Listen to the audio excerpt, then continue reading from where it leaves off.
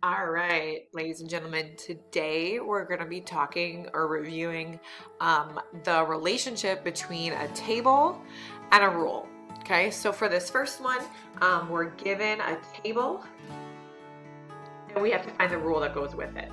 Okay, so again, remember the number with X, that's our growth. So it might be helpful to find out the growth first, okay?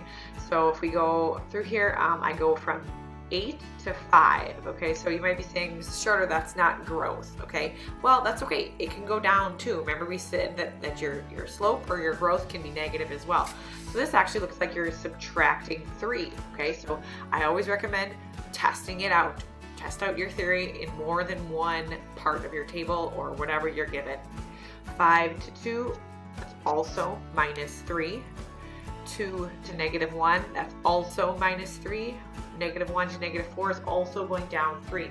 So it looks like we're safe to say that the growth is negative 3 for this one. Remember, I know that it's negative because as I go up in my x values, my y values go down. Okay, that means that we're getting we're losing tiles. If you think about the tile pattern stuff from yesterday, okay, you can't just say, oh, it's 3, because plus 3 is a lot different than minusing 3. If you picture the tiles here, and if you need to, you can draw them out. Okay, there's 8 in figure 0, and then there's 5 in figure 1. So we're losing, we're taking away tiles. Okay, the second part of this is the starting point. Remember, the starting point is always 0. Wherever x is 0, that figure 0. In this case, it's 8. So the rule here will be negative 3x plus 8. Okay, if we pretend like maybe this wasn't here, okay, you could still figure this out, right? Just the same as we did yesterday. You would just have to go backwards one more, right? Like you could think about, all right, I know that I need to go to figure 0, so you could add in a little part of your table. And since we're going backwards of taking away 3, this time we're adding 3. You add 3 to 5 is 8, okay? So don't let the fact that 0 not being in your table, that doesn't matter. You still have to find 0. You still have to go backwards. Even if they start with 2, that means you have to go backwards twice, okay? You always got to find figure 0, okay? And the second one here, we're given a rule, and you have to figure out the table, okay? So we have our two pieces here. We have our growth, which is going to be growing by 2. And we have our starting point, okay? Notice something about this starting point. It says minus 7.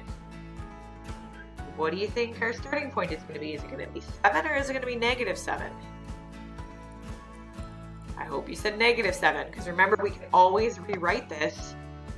Keep change or keep change opposite, whatever you were taught, okay, as 2x plus negative 7.